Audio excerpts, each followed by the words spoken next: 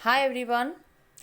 आज हम BCom semester 5 process costing 3 उसके जो प्रैक्टिकल सम है वो स्टार्ट कर रहे हैं। तो उसके लिए हमने आज सम नंबर 6 जो है वो लिया है। वो 144 नंबर के पेज पे ये सम है। यहाँ पे आप उसकी डिटेल्स जो है वो देख सकते हैं कि सम नंबर 6 डिटेल जो इस हिसाब से है। The data relating to the production and the cost of the factory for the month of the August 2012 is as under. Unit introduced 20,000 at the cost of rupees 74,800. मतलब कि ये जो हमारा बिजनेस है उसमें 20,000 यूनिट्स जो है वो इंट्रोड्यूस किए थे। उसकी अमाउंट कितनी थी तो 74,800। Unit transfer to next process मतलब कि अदर प्रोसेस में कितने यूनिट्स ले गए थे 12,800। Unit incomplete at the end of the month. Unit incomplete at the end of the month इसका मतलब क्या है कि ये जो है वो क्या है हमारा क्लोजिंग स्टॉक कितना है 5,000 यूनिट। यूनिट स्क्रैप्स 2,200 मतलब कि ये जो है वो हमारा वेस्टेज है। Stage of the completion of the closing work in the progress मतलब कि हमारा क्लोजिंग स्टॉक जो है उसका वर्क जो है वो कितने परसेंटेज कंप्लीट हो चुका है। तो मटेरियल में 80%, लेबर में 50% और ओवरहेड में 40% वर्क जो है वो कंप्लीट हो चुका है।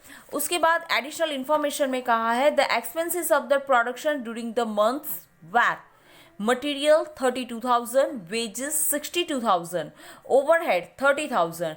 Normal wastage is considered 10% of input.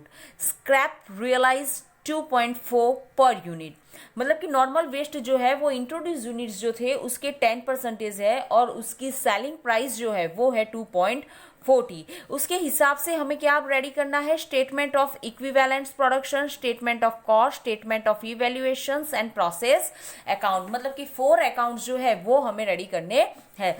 तो सबसे पहले हम calculation of normal wastage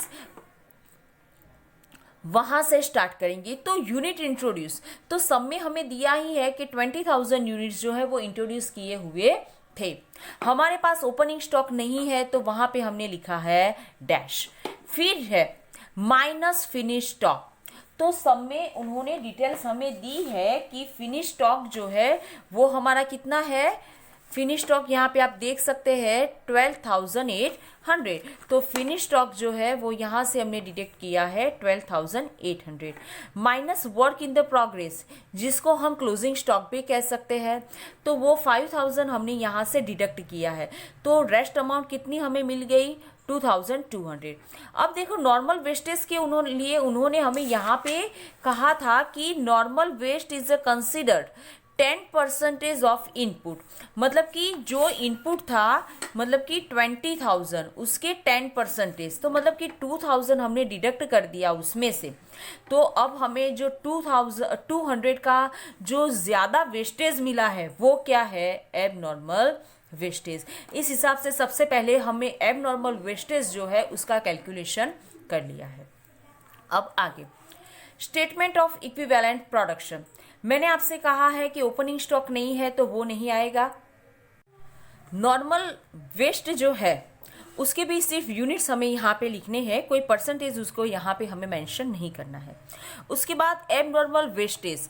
abnormal wastage के बारे में मैंने आपसे कहा था कि अगर उसके परसेंटेज दिए हुए हैं तो जो परसेंटेज दिए हुए हैं उसे हमें कंसीडर करना है, लेकिन अगर नहीं दिए हुए हैं तो 100% हमें कंसीडर करना है।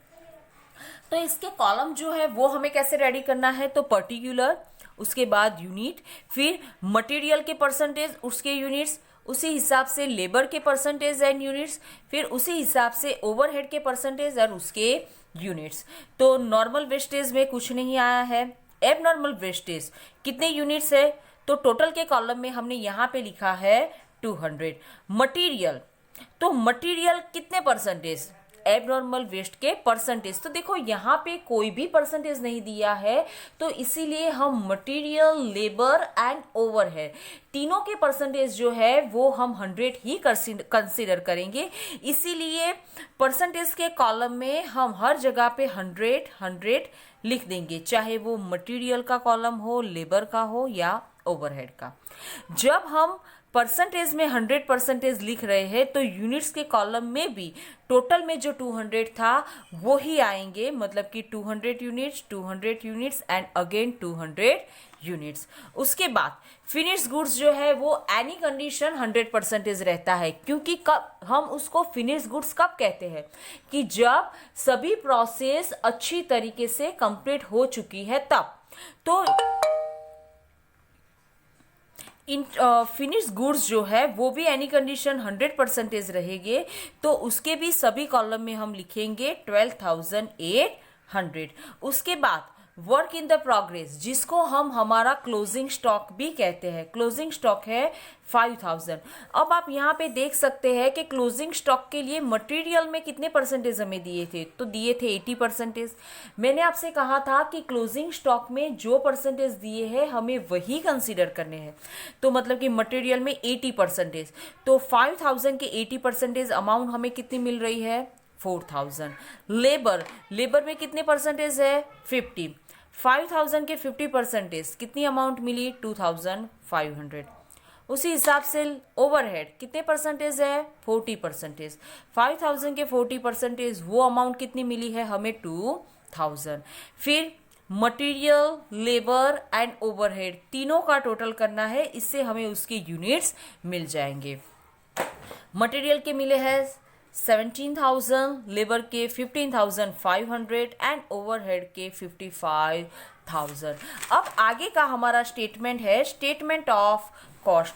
तो वो हमें कैसे ढूंढना है, तो मैंने आपसे फॉर्मेट में ही उसको एक्सप्लेन किया था कि सबसे पहले लिखना है मटेरियल। तो मटेरियल आप यहाँ पे देख सकते हैं, एडिशनल मटेरियल जो है वो कितना दिया है, 32,000। उसमें से प्लस एडिशनल एक्सपेंसेस, मतलब कि एडिशनल मटेरियल की जो इंट्रोड्यूस यूनिट्स का था 74,800, तो वो भी हमने ऐड कर दिया। उनको ऐड करने के बाद टोटल अमाउंट मिली है, उसमें से scrap value of normal wastage, मतलब कि स्क्रैप वैल्यू नॉर्मल वेस्टेज कितने हैं, 2,000 यूनिट्स आप यहाँ पे देख सकते हैं, into price of per unit 2.40, उससे मल्टीपल करने के बाद अमाउंट हमें मिलती है 4,800।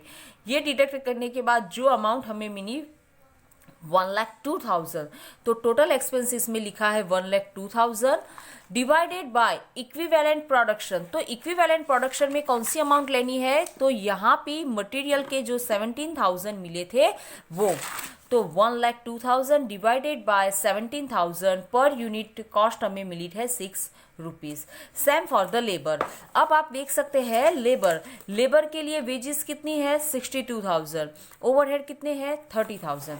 तो लेबर में यहाँ पे लिख दिया 62,000, ओवरहेड में लिख दिया 30,000। अब इसके यूनिट, तो स्टेटमेंट ए में से लेबर के कितने हैं 15,500 और ओवरहेड के 15,000, तो डिवाइडेड बाय 15,500 एंड 15,000, तो 4 रुपीज एंड 2 रुपीज हमें per unit labour and overhead के कॉस्ट जो है वो रिस्पेक्टिवली हमें मिल गई है।